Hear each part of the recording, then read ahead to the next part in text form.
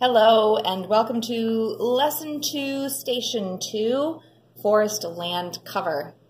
Yesterday we watched how soil allowed water movement to occur, and we observed the way in which water moved through soil. To start off today, what we did is we observed how water moves through gravel. So take a second and predict, do you think it's going to move through the gravel in a similar way than it moved through the soil?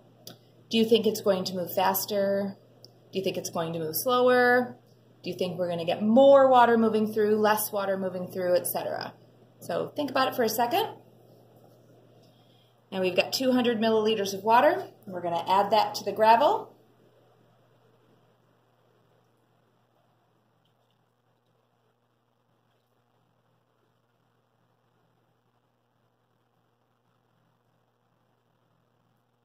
And as you can see, that water moved through pretty quickly. And if we measure the amount of water that fell through, we have about the same amount that we started with. So pretty much all that water moved through the gravel column. So today we are at Station 2, Forest Floor Cover. So this is where we are in the packet. And we're creating another bottle model today, kind of like we did yesterday. But in this one, we're going to represent a forest land cover. So in this bottle, we have a layer of soil at the bottom, and then we have a clump of grass that I pulled up from out back. It's a nice little habitat for some worms and some bugs we've seen this morning. And then we have some old leaf litter on the top. So the purpose of this lab is to predict and then test out what happens when water falls on forest soil. So take a minute and write down your prediction.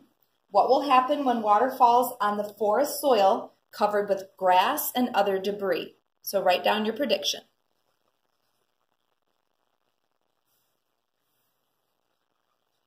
Now again, for this lab, we're going to pour 200 milliliters of water onto our forest model, and we're going to have that water collect in a cup, and then we're going to measure how much of that water actually moved through this land cover.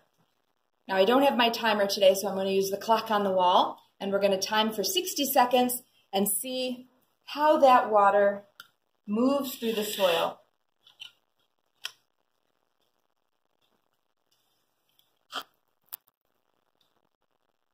First thing I want to do is make sure that I have my cheesecloth and rubber band.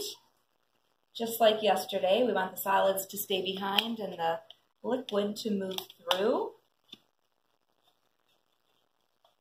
All right, so our cheesecloth is attached, and we're going to go ahead and start. So you watch how that water moves, and I will time. So starting now.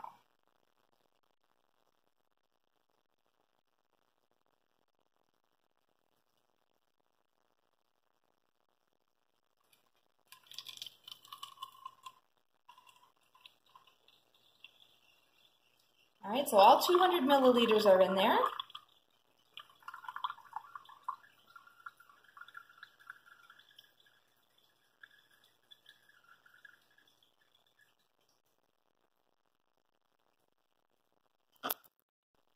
All right, so 60 seconds has passed. So now we're going to take a look at our results. So here we have the water that moved through our forest model. It's a little bit dirtier than yesterday we observed today. And we're going to measure how much water moved through.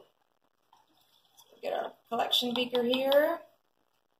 And it looks like we have about 125 milliliters of water that moved through the forest floor. So on your data table, yesterday we had our soil information. Where it says forest land cover, again, you're going to record your time, 60 seconds.